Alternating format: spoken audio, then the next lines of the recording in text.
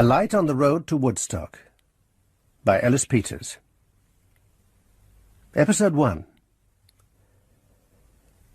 The King's Court was in no hurry to return to England that late autumn of 1120, even though the fighting, somewhat desultory in these last stages, was long over, and the enforced peace sealed by a royal marriage.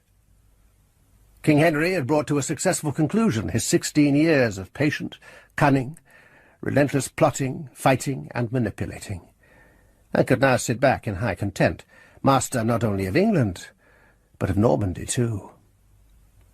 What the Conqueror had misguidedly dealt out in 2 separate parcels to his 2 elder sons, his youngest son had now put together again, and damped into one.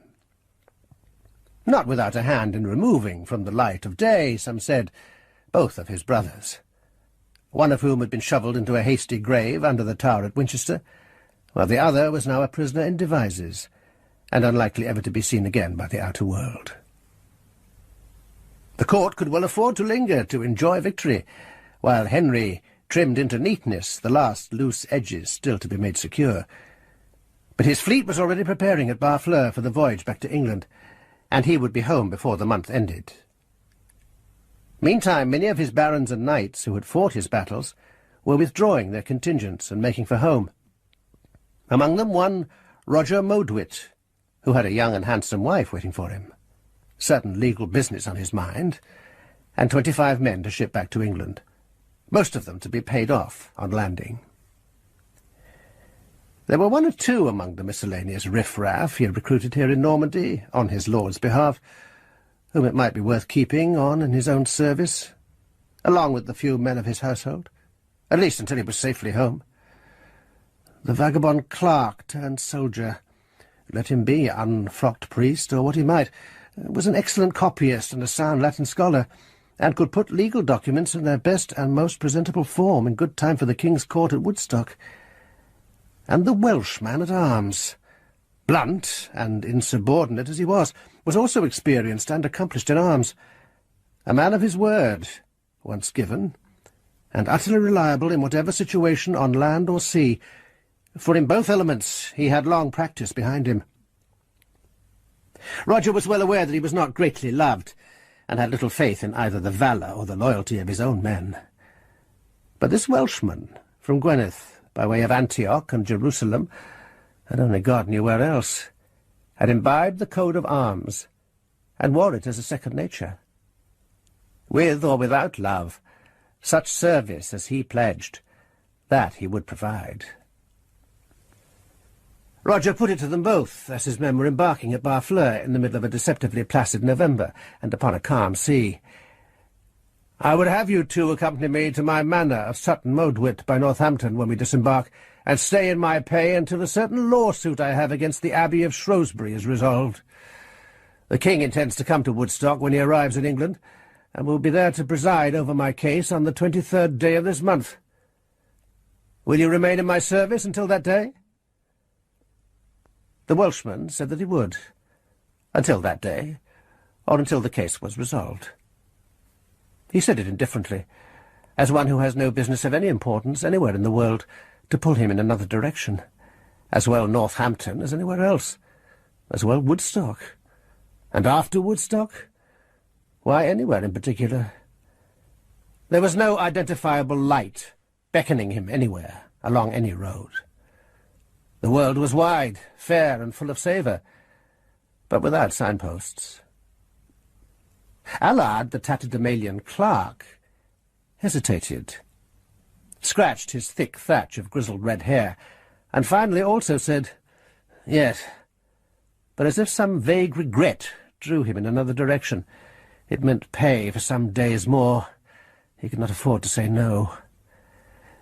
"I would have gone with him with better heart," he said later, when they were leaning on the rail together, watching the low blue line of the English shore rise out of a placid sea, "if he had been taking a more westerly road." "Why that?" asked Cadfael ap Malia ap Dafydd. "Have you kin in the west?" "I had once. I have not now." "Dead?" "I am the one who died." Allard heaved lean shoulders in a helpless shrug and grinned. 57 brothers I had, and now I'm brotherless. I begin to miss my kin now I'm past 40. I never valued them when I was young. He slanted a rueful glance at his companion and shook his head. I was a monk of Evesham, an oblatus, given to God by my father when I was 5 years old. When I was 15, I could no longer abide to live my life in one place, and I ran. Stability is one of the vows we take, to be content in one stay, and go abroad only when ordered. That was not for me. Not then. My sort they call vagus, frivolous minds that must wander. Well, I've wandered far enough, God knows, in my time. I begin to fear I can never stand still again. The Welshman drew his cloak about him against the chill of the wind. Are you hunkering for a return? Even you seamen must drop anchor somewhere at last, said Allard. They'd have my hide if I went back, that I know. But there's this about penance. It pays all debts, and leaves the record clear. They'd find a place for me once I'd paid. But I don't know. I don't know. The vagus is still in me. I'm torn two ways. After 25 years, said Cadfael, a month or two more for quiet thinking can do no harm. Copy his papers for him, and take your ease until his business is settled. They were much of an age, though the renegade monk looked the elder by 10 years, and much knocked about by the world he had coveted from within the cloister. It had never paid him well in goods or gear, for he went threadbare and thin.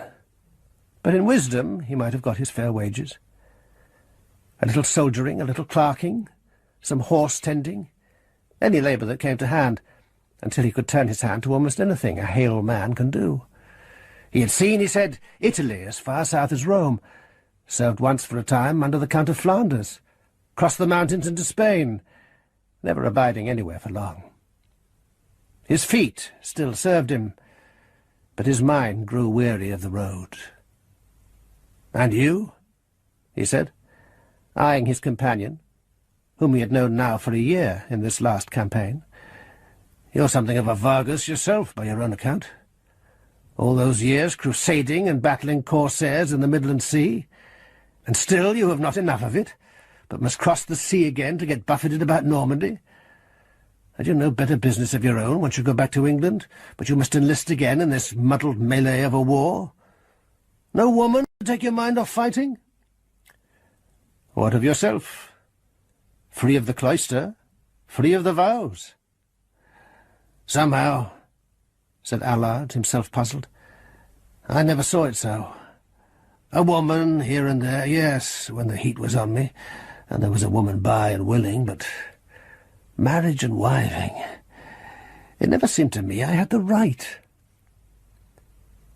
The Welshman braced his feet on the gently swaying deck and watched the distant shore draw nearer. A broad-set, sturdy, muscular man, in his healthy prime, brown-haired and brown-skinned from eastern suns and outdoor living, well provided in leather coat and good cloth, and well armed with sword and dagger. A comely enough face, strongly featured, with the bold bones of his race. There had been women in his time who had found him handsome.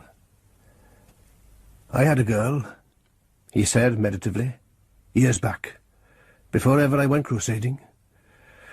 But I left her when I took the cross. Left her for 3 years and stayed away 17. The truth is, in the East I forgot her, and in the West she, thanks be to God, had forgotten me. I did enquire when I got back. She made a better bargain and married a decent, solid man who had nothing of the vagus in him. A guildsman and councillor of the town of Shrewsbury, no less. So I shed the load from my conscience and went back to what I knew, soldiering, with no regrets," he said simply. "It was all over and done years since. I doubt I should have known her again, or she me." There had been other women's faces in the years between, still vivid in his memory, while hers had faded into mist. "And what will you do?" asked Allard. "Now the king's got everything he wanted. married his son to Anjou and Maine, and made an end of fighting. Go back to the east? There's never any want of squabbles there to keep a man busy. No, said Cadfael, eyes fixed on the shore that began to show the solidity of land and the undulations of cliff and down. For that, too, was over and done, years since, and not as well done as once he had hoped. This desultory campaigning in Normandy was little more than a postscriptum, an afterthought, a means of filling in the interim between what was past and what was to come, and as yet unrevealed. All he knew of it was that it must be something new and momentous, a door opening into another room. It seems we have both a few days' grace, you and I, to find out where we're going. We'd best make good use of the time. There was stir enough before night to keep them from wandering beyond the next moment, or troubling their minds about what was past or what was to come. Their ship put into the roads with a steady and favourable wind, and made course into Southampton before the light faded. And there was work for Allard, checking the gear as it was unloaded, and for Cadfael, disembarking the horses. A night's sleep in lodgings and stables in the town, and they would be on their way with the dawn.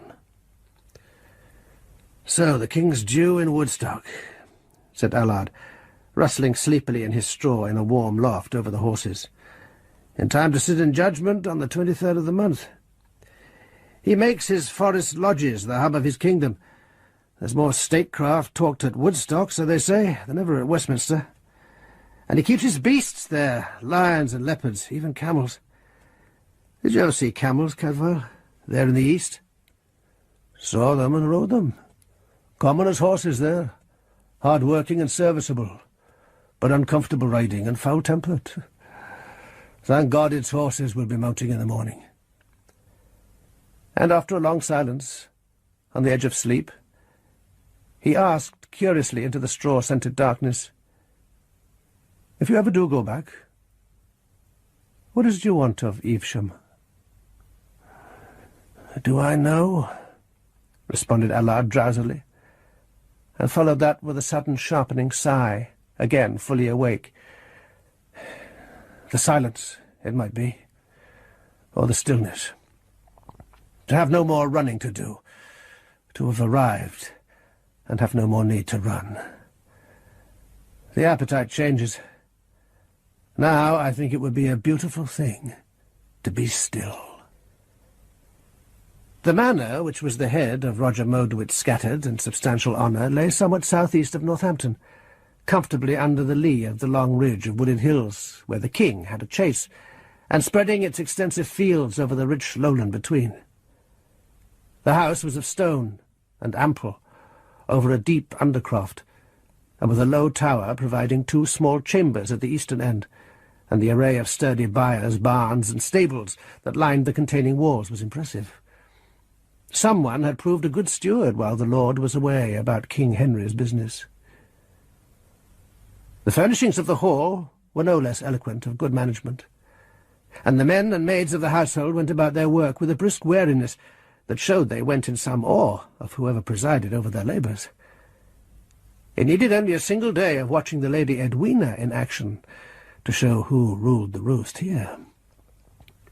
Roger Mowdrewit had married a wife not only handsome, but also efficient and masterful. She had had her own way here for 3 years, and by all the signs had enjoyed her dominance. She might even be none too glad to resign her charge now, however glad she might be to have her lord home again.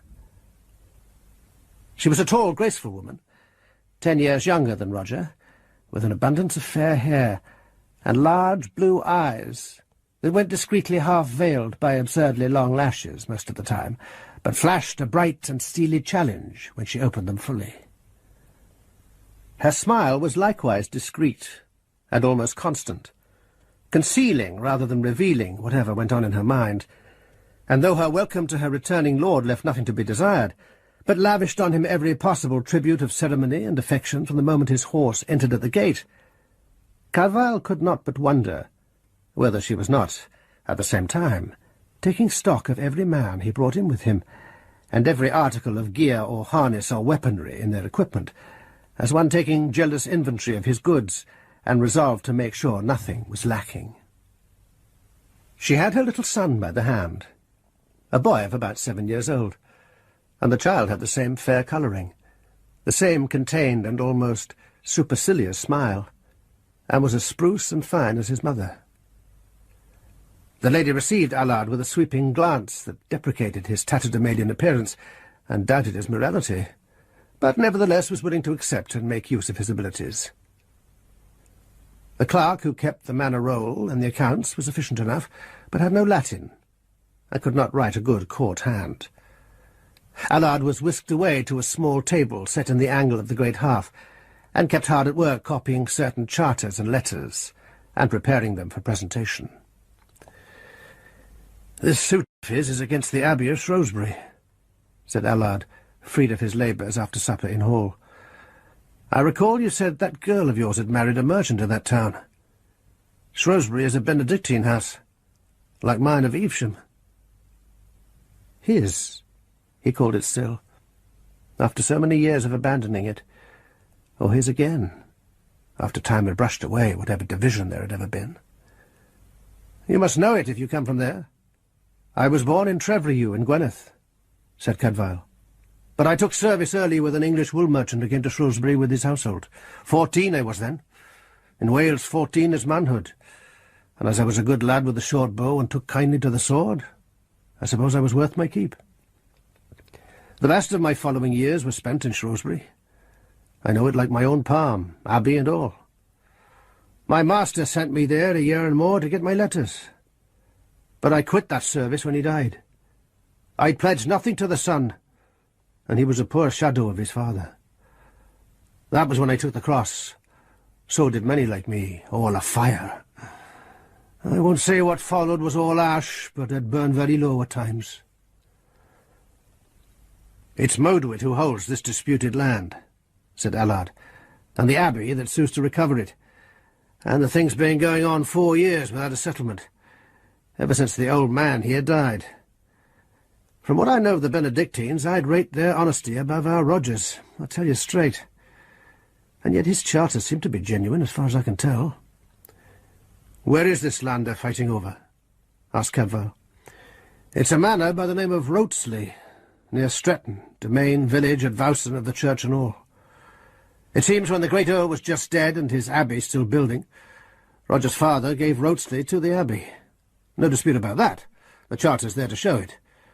But the abbey granted it back to him as tenant for life, to live out his latter years there undisturbed, Roger being then married and installed here at Sutton.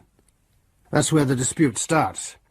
The abbey claims it was clearly agreed the tenancy ended with the old man's death, that he himself understood it so, and intended it should be restored to the abbey as soon as he was out of it, while Roger says there was no such agreement to restore it unconditionally, but the tenancy was granted to the Modwits and ought to be hereditary. And so far, he's hung on to it tooth and claw. After several bearings, they remitted it to the king himself. And that's why you and I, my friend, will be off with his lordship to Woodstock the day after tomorrow." "And how do you rate his chances of success?" "He seems none too sure himself," said Cadfael, "to judge by his short temper and nail-biting this last day or so." "Why, the charter could have been worded better. It says simply that the village is granted back in tenancy during the old man's lifetime, but fails to say anything about what shall happen afterwards, whatever may have been intended. From what I hear, they were on very good terms, Abbot Fulcherid and the old lord. Agreements between them on other matters in the manor book are worded as between men who trusted each other. The witnesses are all of them dead, as Abbot Fulcherid is dead. It's one Godfried now. But for all I know, the abbey may hold letters that have passed between the two, and a letter is witness of intent, no less than a formal charter. All in good time, we shall see." The nobility still sat at the high table, in no haste to retire, Roger brooding over his wine, of which he had already drunk his fair share and more. Cadfael eyed them with interest, seen thus in a family setting. The boy had gone to his bed, hauled away by an elderly nurse, but the Lady Edwina sat in close attendance at her lord's left hand, and kept his cup well filled, smiling her faint, demure smile. On her left sat a very fine young squire of about 25 years, deferential and discreet, with a smile somehow the male reflection of her own. The source of both was secret. The spring of their pleasure or amusement, or whatever caused them so to smile, remained private and slightly unnerving, like the carved stone smiles of certain very old statues Cadfae had seen in Greece long ago. For all his mild, amiable, and ornamental appearance, combed and curled and courtly, he was a big, well-set-up young fellow, with a set to his smooth jaw. Cadfael studied him with interest, for he was plainly privileged here. "Gosselin," said Allard by way of explanation, following his friend's glance. "Her right-hand man while Roger was away." Her left-hand man now, by the look of it, thought Cadfael. For her left hand and Gosselin's right were private under the table, while she spoke winningly into her husband's ear, and if those two hands were not paddling palms at this moment, Cadfael was very much deceived. Above and below the drapings of the board were two different worlds. "I wonder," he said thoughtfully, "what she's breathing into Roger's ear now." What the lady was breathing into her husband's ear was, in fact, "You fret over nothing, my lord. What does it matter how strong his proofs, if he never reaches Woodstock in time to present them?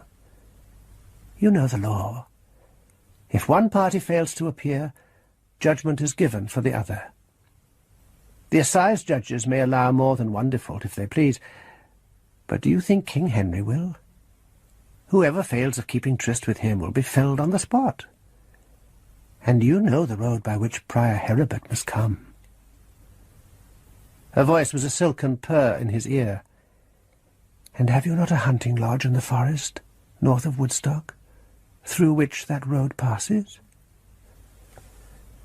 Roger's hand had stiffened round the stem of his wine-cup. He was not so drunk, but he was listening intently. "Shrewsbury to Woodstock will be a 2 or 3 day journey to such a rider. All you need do is have a watcher on the road north of you to give warning. The woods are thick enough. Masterless men have been known to haunt there. Even if he comes by daylight, your part need never be known. Hide him but a few days. It will be long enough. Then turn him loose by night, and who's ever to know what footpads held and robbed him? You need not even touch his parchments. Robbers would count them worthless. Take what common thieves would take, and theirs will be the blame." Roger opened his tight-shut mouth to say in a doubtful growl, "You'll not be travelling alone." "Ah, 2 or 3 abbey servants. They'll run like hares. You need not trouble yourself over them. 3 stout, silent men of your own will be more than enough." He brooded, and began to think so too, and to review in his mind the men of his household, seeking the right hands for such work, not the Welshman and the clerk, the strangers here. Their part was to be the honest onlookers, in case there should ever be questions asked. They left Sutton Modewood on the 20th day of November, which seemed unnecessarily early, though, as Roger had decreed that they should settle in his hunting lodge in the forest close by Woodstock, which meant conveying stores with them to make the house habitable and provision it for a party for presumably a stay of 3 nights at least, it was perhaps a wise precaution. Roger was taking no chances in his suit, he said.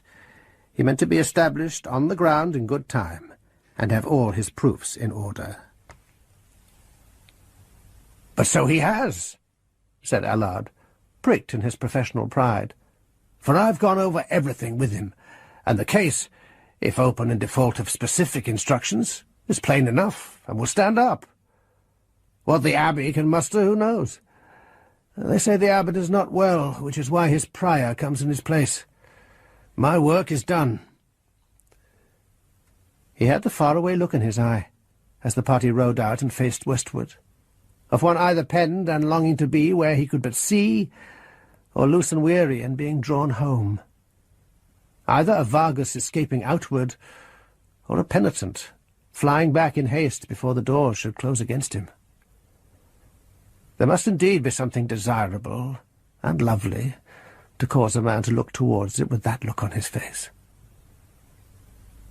3 men-at-arms and 2 grooms accompanied Roger, in addition to Allard and Cadfael, whose term of service would end with the session in court, after which they might go where they would. Cadfael horsed, since he owned his own mount, Allard afoot, since the pony he rode belonged to Roger. It came as something of a surprise to Cadfael that the squire Gosselin should also saddle up and ride with the party, very debonair, and well armed with sword and dagger. "I marvel," said Cadfael dryly, "that the lady doesn't need him at home for her own protection, while her lord's absent." The Lady Edwina, however, bade farewell to the whole party with the greatest serenity, and to her husband with demonstrative affection, putting forward her little son to be embraced and kissed. "Perhaps," thought Cadfael, relenting, "I do her wrong, simply because I feel chilled by that smile of hers. For all I know, she may be the truest wife living." They set out early, and before Buckingham made a halt at the small and penurious priory of Bradwell, where Roger elected to spend the night, keeping his 3 men-at-arms with him, while Gosselin, with the rest of the party, rode on to the hunting lodge to make all ready for their lord's reception the following day. It was growing dark by the time they arrived, and the bustle of kindling fire and torches, and unloading the bed linen and stores from the sumpter ponies went on into the night. The lodge was small, stockaded, well furnished with stabling and mews, and in thick woodland, a place comfortable enough once they had a roaring fire on the hearth and food on the table. "The road the Prior of Shrewsbury will be coming by," said Allard, warming himself by the fire after supper, "passes through Evesham, and like as not, they'll stay the last night there." With every mile west, Cadfael had seen him straining forward with mounting eagerness. "The road cannot be far away from us here. It passes through this forest." "It must be nearly 30 miles to Evesham," said Cadfael. "A long day's riding for a clerical party. It will be night by the time they ride past into Woodstock. If you're set on going, stay at least to get your pay, for you'll need it before the 30 miles is done." They went to their slumber in the warmth of the hall, without a word more said. But he would go, Allard, whether he himself knew it yet or not. Cadfael knew it. His friend was a tired horse with the scent of the stable in his nostrils. Nothing would stop him now until he reached it. It was well into the middle of the day when Roger and his escort arrived, and they approached, not directly, as the advance party had done, but from the woods to the north, as though they had been indulging in a little hunting or hawking by the way, except that they had neither hawk nor hound with them. A fine, clear, cool day for riding. There was no reason in the world why they should not go round about for the pure pleasure of it, and indeed they seemed to come in high content, but that Roger's mind had been so preoccupied and so anxious concerning his lawsuit that distractions seemed unlikely. Cadfael was given to thinking about unlikely developments, which from old campaigns he knew to prove significant in most cases. Gosselin, who was out at the gate to welcome them in, was apparently oblivious to the direction from which they came. That way lay Allard's highway to his rest. But what meaning ought it to have for Roger Moatwit? The table was lavish that night, and lord and squire drank well and ate well, and gave no sign of any care, though they might, Cadfael thought, watching them from his lower place, seem a little tight and knife-edged. Well, the King's Court could account for that. Shrewsbury's prior was drawing steadily nearer, with whatever weapons he had for the battle. But it seemed rather an exultant tension than an anxious one. Was Roger counting his chickens already? The morning of the 22nd of November dawned, and the noon passed, and with every moment Allard's restlessness and abstraction grew, until with evening it possessed him utterly, and he could no longer resist. He presented himself before Roger after supper, when his mood might be mellow from good food and wine. My lord, with the morrow my service to you is completed. You need me no longer, and with your goodwill I would set forth now for where I'm going. I go afoot and need provision for the road. If you have been content with my work, pay me what is due and let me go." It seemed that Roger had been startled out of some equally absorbing preoccupation of his own, and was in haste to return to it, for he made no demur, but paid at once. To do him justice, he had never been a grudging paymaster. He drove as hard a bargain as he could at the outset, but once the agreement was made, he kept it. "Go when you please," he said. "Fill your bag from the kitchen for the journey when you leave. You did good work, I give you that." And he returned to whatever it was that so engrossed his thoughts, and Allard went to collect the proffered largesse and his own meagre possessions. "I'm going," he said, meeting Cadfael in the hall doorway. "I must go." There was no more doubt in voice or face. "They will take me back, though in the lowest place. From that there's no falling. The blessed Benedict wrote in the rule that even to the third time of straying, a man may be received again if he promise full amendment." It was a dark night, without moon or stars, but in fleeting moments, when the wind ripped apart the cloud covering to let through a brief gleam of moonlight. The weather had grown gusty and wild in the last 2 days. The king's fleet must have had a rough crossing from Barfleur. "You'd do better," urged Cadfael, "to wait for morning and go by daylight. Here's a safe bed, and the king's peace, however well enforced, hardly covers every mile of the king's high roads." But Allard would not wait. The yearning was on him too strongly, and a penniless vagabond who had ventured all the roads of Christendom by day or night was hardly likely to flinch from the last 30 miles of his wanderings. "Then I'll go with you as far as the road and see you on your way," said Cadfael. There was a mile or two of track through thick forest between them and the high road that bore away west-northwest on the upland journey to Evesham. The ribbon of open highway, hemmed on both sides by trees, was hardly less dark than the forest itself. King Henry had fenced in his private park at Woodstock to house his wild beasts, but maintained also his hunting chase here, many miles in extent. At the road they parted, and Cadfael stood to watch his friend march steadily away towards the west, eyes fixed ahead upon his penance and his absolution. A tired man with a rest assured. This video was uploaded to the channel Thinking Out Louder. Please like, comment and subscribe to the Thinking Out Louder channel. Thank you. A Light on the Road to Woodstock by Ellis Peters. Episode 2. Cadfael turned back towards the lodge as soon as the receding shadow had melted into the night.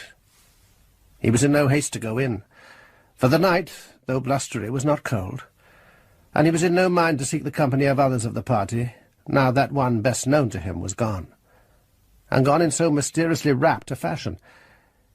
He walked on among the trees, turning his back on his bed for a while.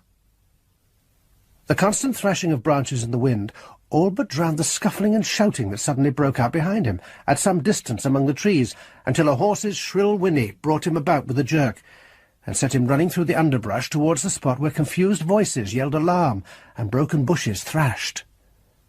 The clamour seemed some little way off, and he was startled as he shouldered his way headlong through thicket to collide heavily with two entangled bodies, sent them spinning apart, and himself fall asprawl upon one of them in the flattened grass. The man under him uttered a scared and angry cry, and the voice was Roger's. The other man made no sound at all, but slid away very rapidly and lightly to vanish among the trees, a tall shadow swallowed in shadows.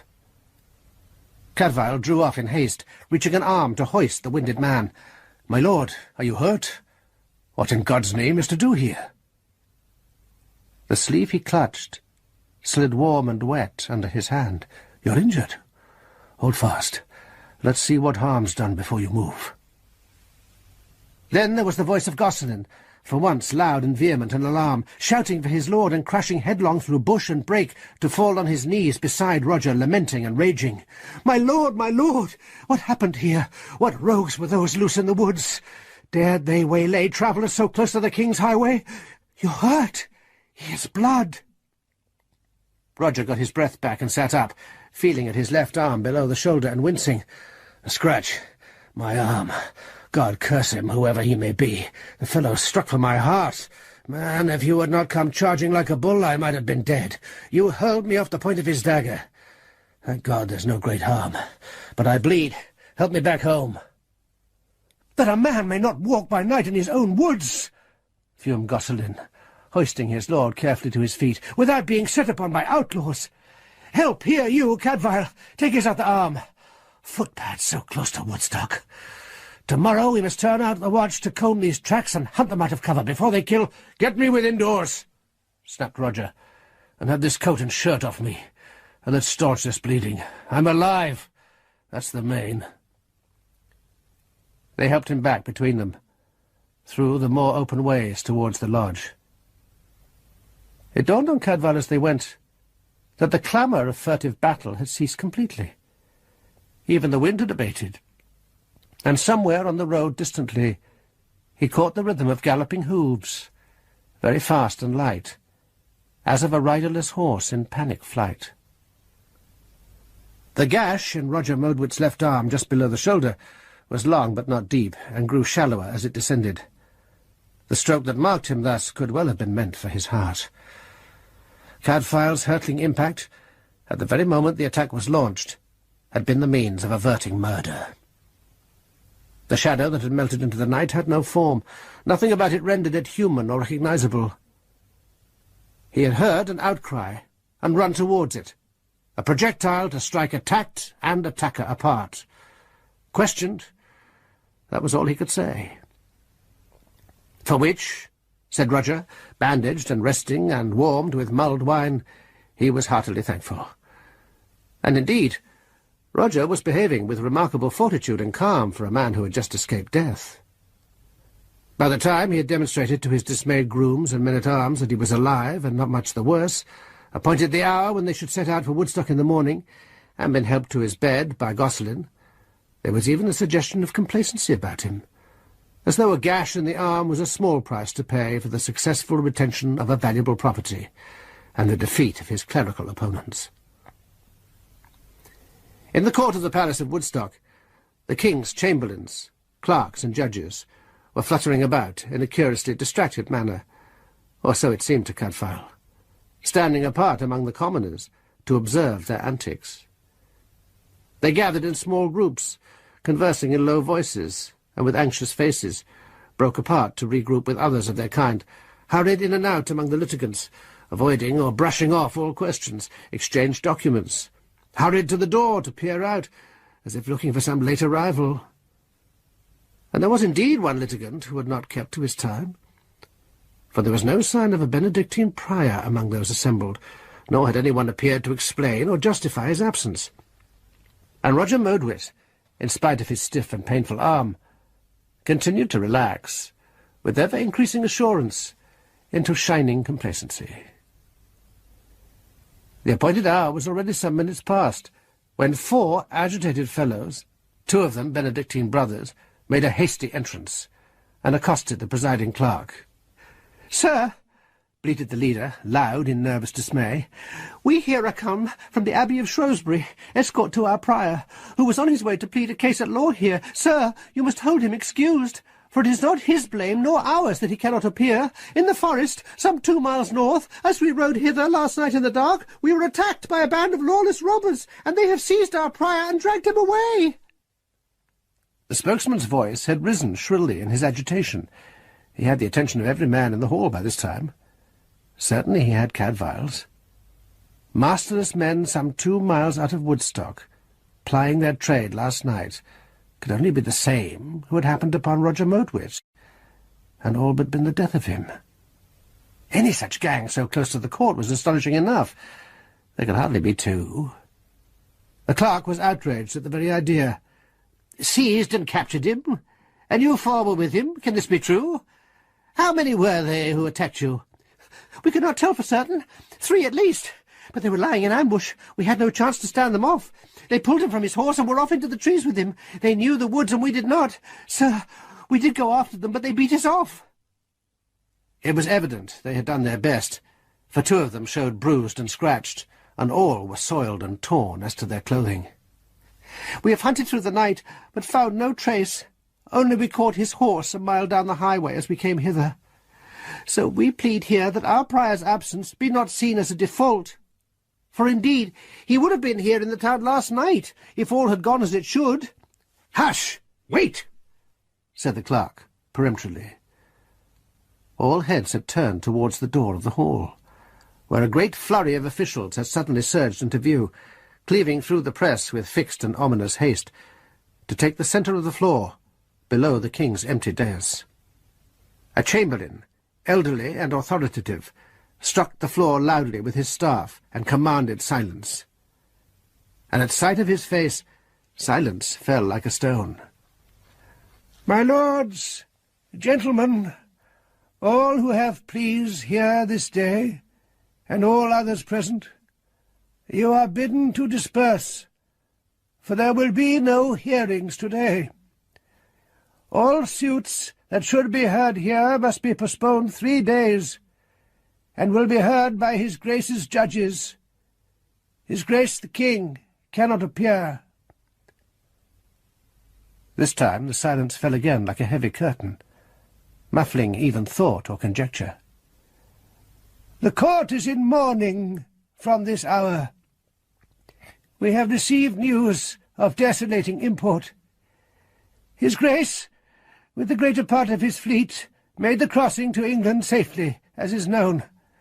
But the Blanche Nef, in which His Grace's son and heir, Prince William, with all his companions, and many other noble souls were embarked, put to sea late, and was caught in gales before ever clearing Barfleur.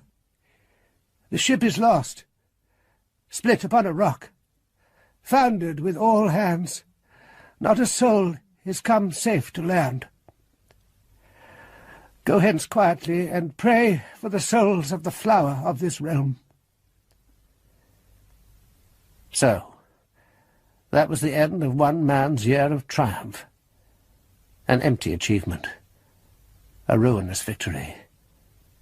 Normandy won, his enemies routed, and now everything swept aside, broken apart upon an obstinate rock, washed away in a malicious sea.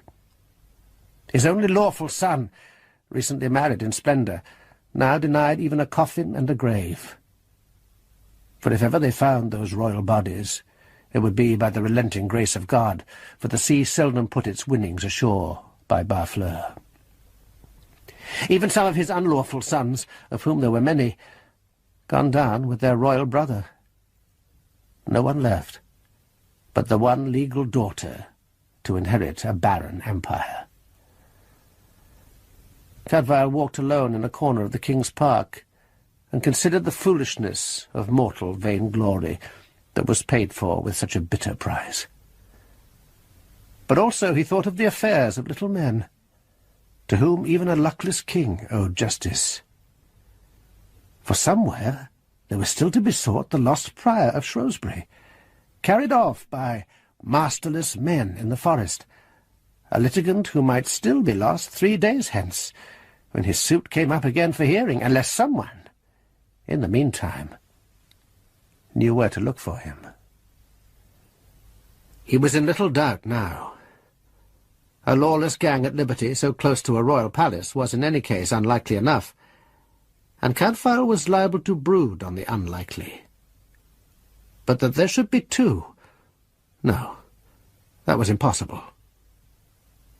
And if one only, then that same one whose ambush he had overheard at some distance, yet close enough, too close for comfort, to Roger Modewit's hunting lodge. Probably the unhappy brothers from Shrewsbury were off beating the wilds of the forest afresh.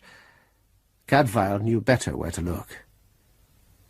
No doubt Roger was biting his nails in some anxiety over the delay, but he had no reason to suppose that 3 days would release the captive to appear against him, nor was he paying much attention to what his Welsh man-at-arms was doing with his time. Cadfael took his horse and rode back, without haste, towards the hunting lodge. He left in the early dusk, as soon as the evening meal was over in Modwit's lodging. No one was paying any heed to him by that time of day.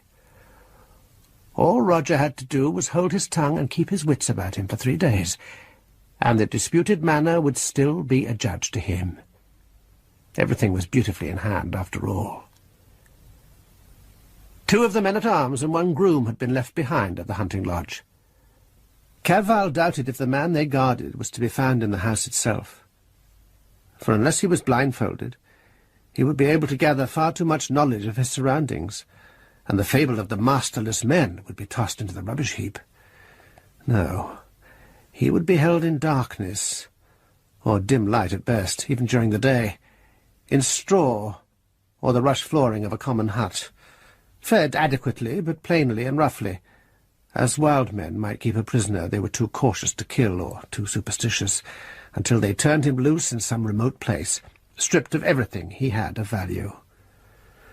On the other hand, he must be somewhere securely inside the boundary fence, otherwise there would be too high a risk of his being found. Between the gate and the house there were trees enough to obscure the large holding of a man of consequence. Somewhere among the stables and barns, or the now empty kennels, there he must be held.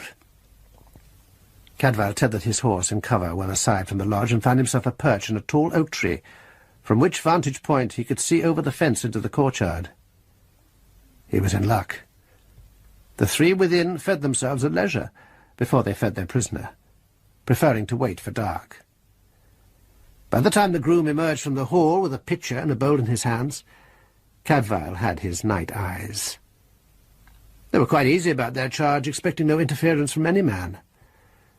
The groom vanished momentarily between the trees within the enclosure, but appeared again at one of the low buildings tucked under the fence, set down his pitcher for a moment, while he hoisted clear a heavy wooden bar that held the door fast shut, and vanished within. The door thudded to after him, as though he had slammed it shut with his back braced against it, taking no chances, even with an elderly monastic. In a few minutes he emerged again empty-handed, hauled the bar into place again, and returned, whistling, to the hall and the enjoyment of Modwit's ale.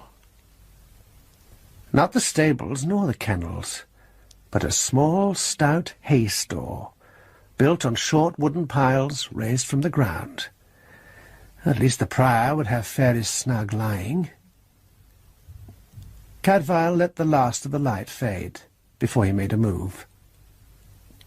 The wooden wall was stout and high, but more than one of the old trees outside leaned a branch over it, and it was no great labour to climb without and drop into the deep grass within. He made first for the gate, and quietly unbarred the narrow wicket set into it. Faint threads of torchlight filtered through the chinks in the hall shutters, but nothing else stirred. Cadfael laid hold of the heavy bar of the storehouse.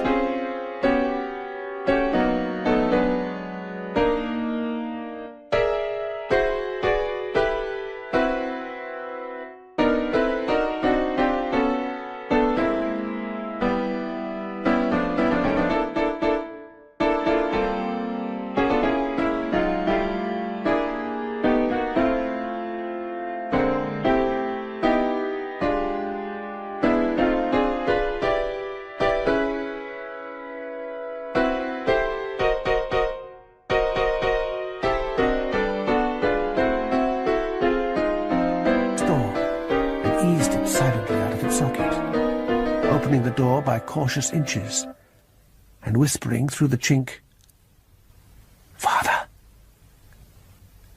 There was a sharp rustling of hay within, but no immediate reply. "Father Prior, is it you?" "Softly. Are you bound?" A hesitant and slightly timorous voice said, "No."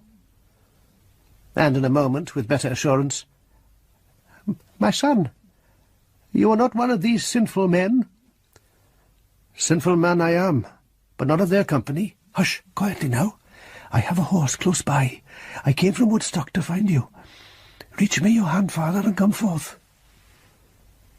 A hand came wavering out of the hay-scented darkness to clutch convulsively at Cadfael's hand.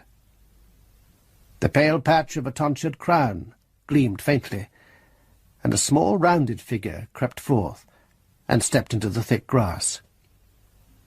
He had the wit to waste no breath then on questions, but stood docile and silent, while Cadfael rebarred the door on emptiness, and, taking him by the hand, led him softly along the fence to the unfastened wicket in the great gate. Only when the door was closed as softly behind them did he heave a great, thankful sigh. They were out. It was done. And no one would be likely to learn of the escape until morning. Cadfael led the way to where he had left his horse tethered. The forest lay serene and quiet about them. "You ride, father, and I'll walk with you. It's no more than 2 miles into Woodstock. We're safe enough now." Bewildered and confused by so sudden a reversal, the prior confided and obeyed like a child. Not until they were out on the silent highroad did he say sadly, "I have failed of my mission. Son, may God bless you for this kindness, which is beyond my understanding.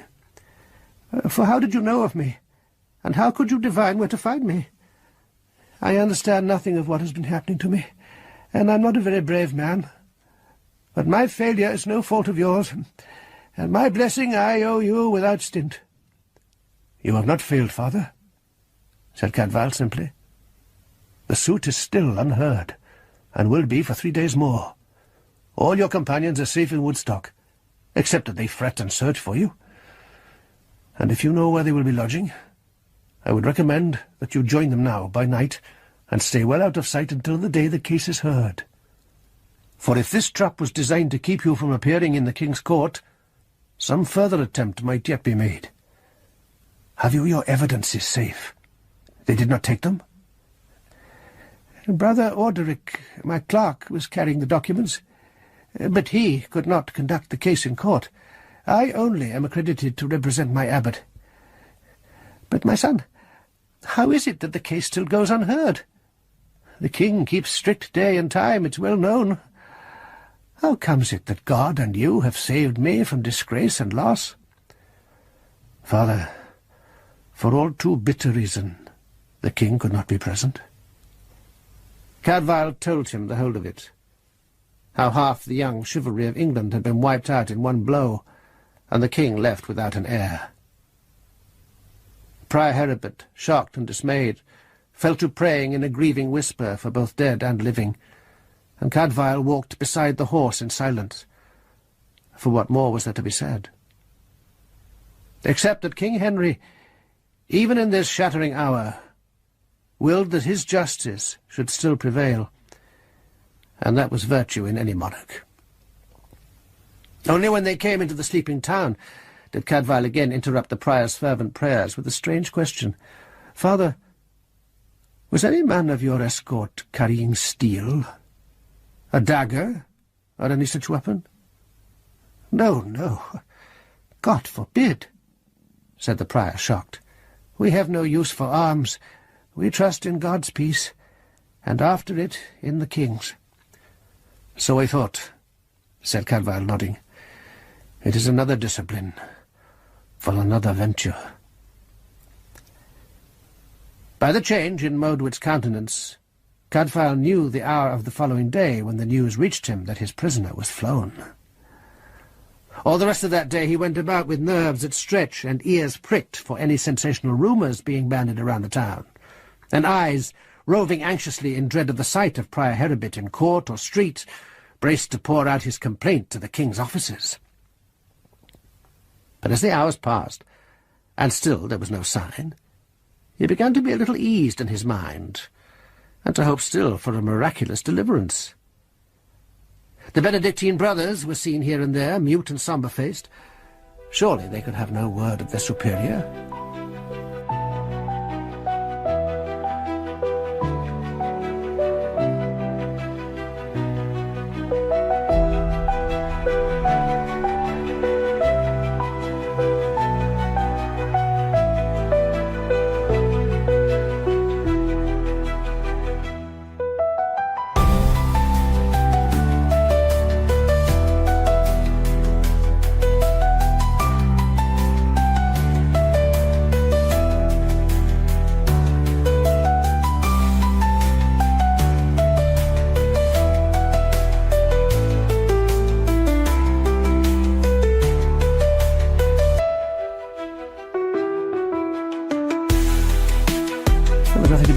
set his teeth, keep his countenance, wait, and hope.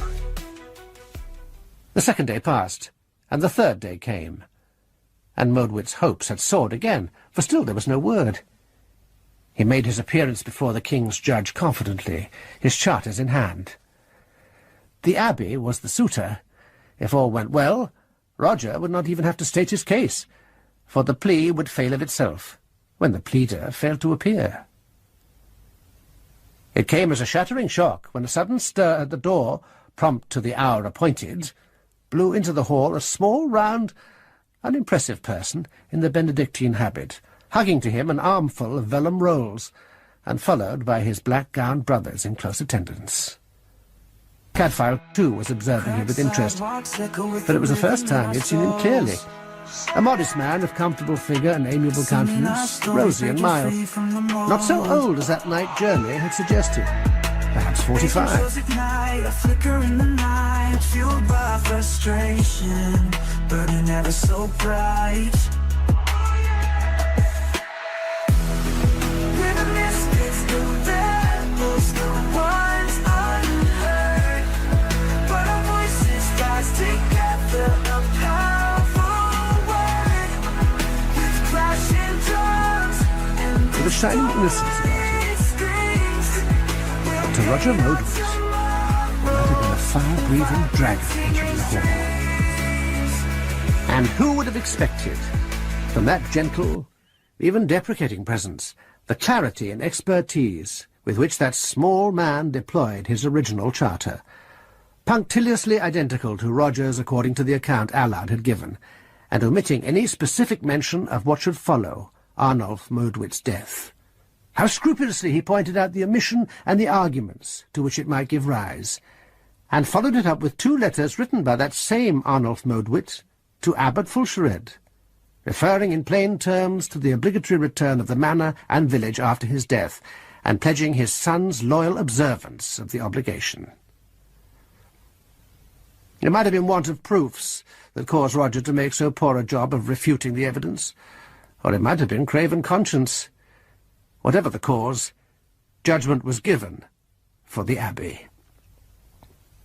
Cadfael presented himself before the lord he was leaving, barely an hour after the verdict was given. "My lord, your suit is concluded, and my service with it. I have done what I pledged. Here I part from you." Roger sat sunk in gloom and rage, and lifted upon him a glare that should have felled him, but failed of its impact. "I misdoubt me," said Roger, smouldering, "how you have observed your loyalty to me. Who else could know—" He bit his tongue in time, for as long as it remained unsaid, no accusation had been made, and no rebuttal was needed. He would have liked to ask, "How did you know?" but he thought better of it. "Go, then, if you have nothing more to say." "As to that," said Cadfael meaningly, "nothing more need be said. It's over." And that was recognizable as a promise, but with uneasy implications, for plainly on some other matter he still had a thing to say. "My lord, give some thought to this, for I was until now in your service, and wish you no harm. Of those 4 who attended Prior Herbert on his way here, not one carried arms. There was neither sword nor dagger nor knife of any kind among the 5 of them." He saw the significance of that go home, slowly, but with bitter force. The masterless men had been nothing but a children's tale, but until now Roger had thought, as he had been meant to think, that dagger-stroke in the forest had been a bold attempt by an abbey servant to defend his prior. He blinked and swallowed and stared, and began to sweat, beholding a perilous gulf into which he had all but stumbled. "There were none there who bore arms," said Cadfael, "but your own." A double-edged ambush that had been, to have him out in the forest by night, all unsuspecting. And there were as many miles between Woodstock and Moldwit returning as coming, and there would be other nights as dark on the way. "Who?" asked Roger in a grating whisper. "Which of them? Give me a name." "No," said Cadfae simply. "Do your own divining. I am no longer in your service. I have said all I mean to say." Roger's face had turned grey. He was hearing again the plan unfolded so seductively in his ear. "You cannot leave me so. If you know so much, for God's sake, return with me. See me safely home at least. You I could trust." "No," said Cadfael again.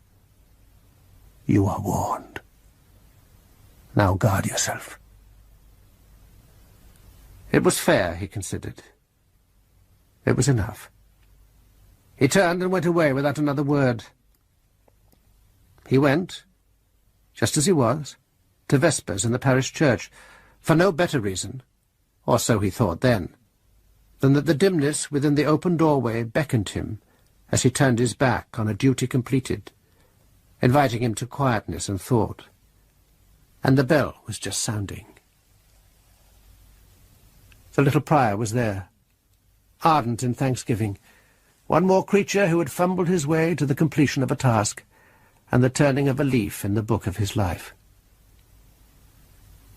Cadfael watched out the office and stood mute and still for some time after priest and worshippers had departed. The silence after their going was deeper than the ocean and more secure than the earth.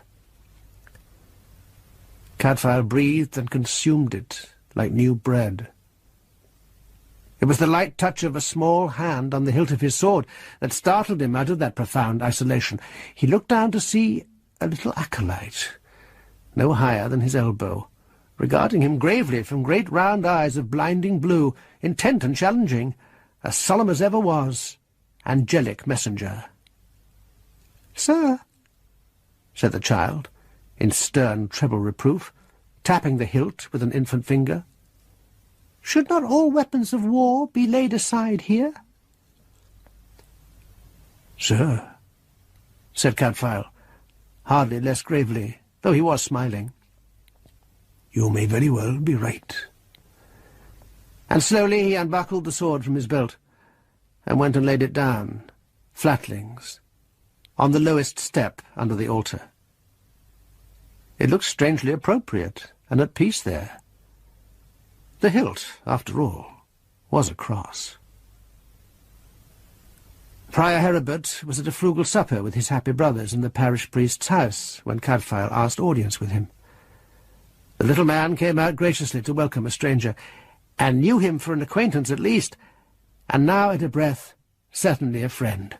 "You, my son! And surely it was you at vespers. I felt that I should know the shape of you. You are the most welcome of guests here, and if there is anything I and mine can do to repay you for what you did for us, you need but name it." "Father," said Cadfael, briskly Welsh in his asking, "do you ride for home tomorrow?" "Surely, my son. We leave after prime.